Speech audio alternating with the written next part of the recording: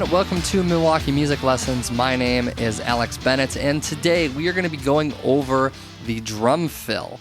Drum fills are quite an important part of drumming, right? And so we want to make sure that we go over the details of what a drum fill is and some of the common pitfalls that I see when I start to see drummers make that transition from just being able to do normal beats into drum fills. So if you're just getting started, if you're kind of in that, beginner, maybe on your way to the intermediate phase of drumming, I think this will be a great video for you. Anyways, let's get into it. Let's start by defining what a fill is. So first of all, a fill is basically a breakaway pattern that goes away from the normal beat. It's usually meant to signal the transition to a new section, or maybe if you just want to create a nice emphasis at the end of a phrase or a section of the song.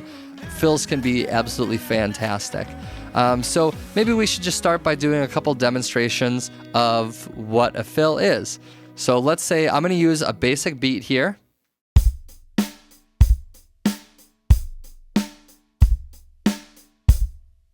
I'm going to use that beat as my basic, and then we're going to, transition away from that beat and come up with some good fills and have some nice emphasis at the end here.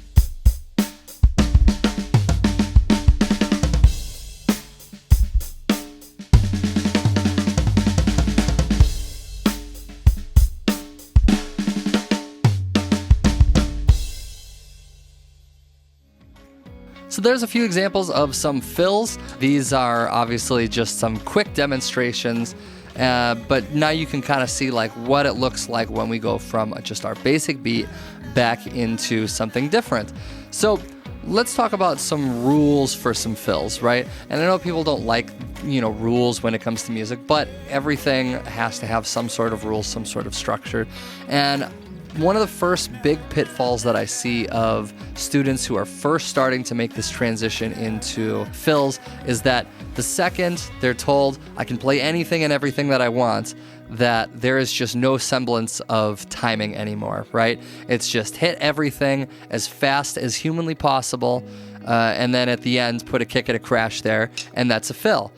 Unfortunately, that's not really how timing works, right? When you start to play with a band, when you play with other members, or you have to keep any sort of time, like you are the conductor of the band. And if you're not keeping beat, then there's a reasonable chance that the rest of your band is going to have a hard time keeping up, with you. That the band is probably just going to fall apart. So here's a quick demonstration of what I mean when you see that, right?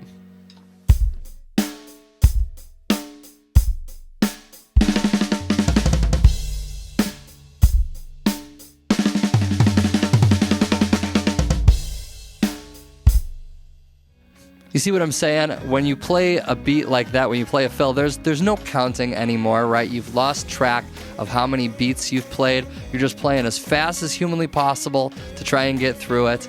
And obviously that's not a good thing for us as drummers, right? We need to be the timekeepers.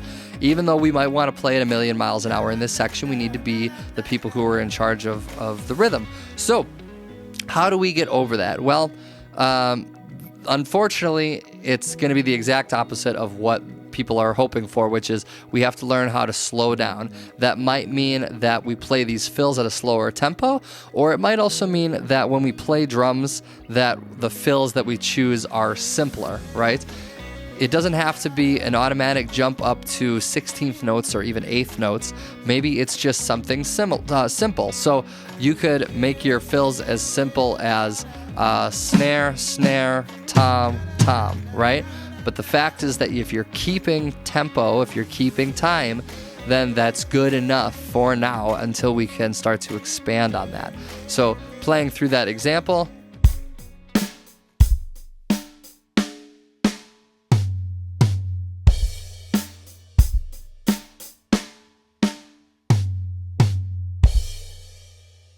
And then maybe as you get more comfortable playing, you can start to increase, maybe you can add 8th notes to that progression.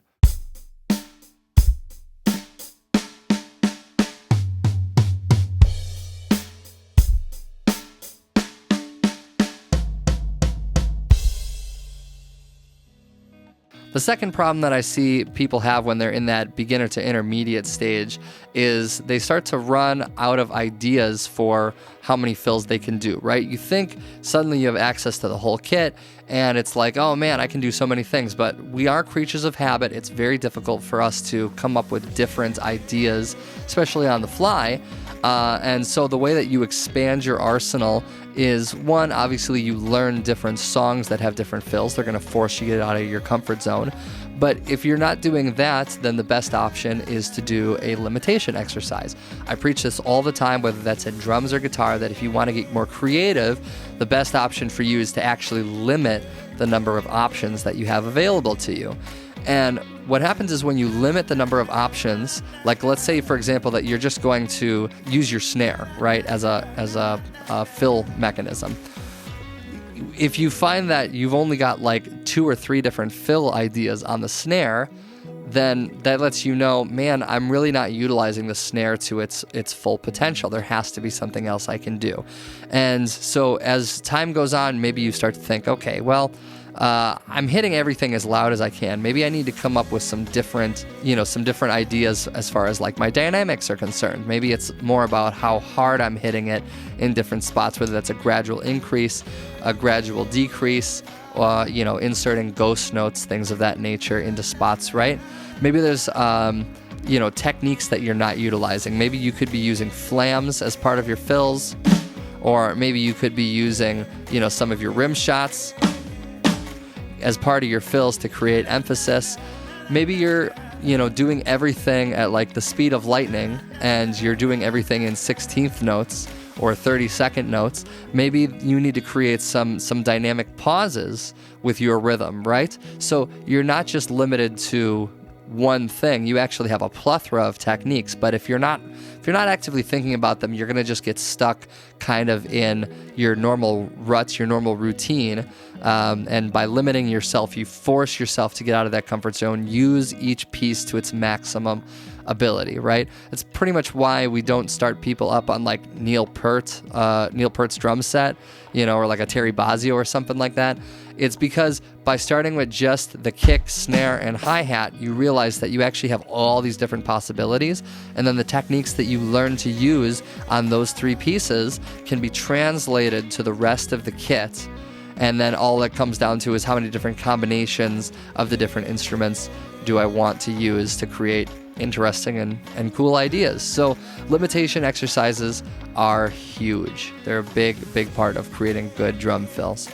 I think that's about where I want to leave it for today. We could obviously spend hours or if not days talking about different fills and different varieties and what they are, but those are some common pitfalls that I see from early to intermediate drummers and where they're starting to have issues in relationship to drum fills. So I wanted to make a cool video just talking about that. I hope that this has been helpful to you guys.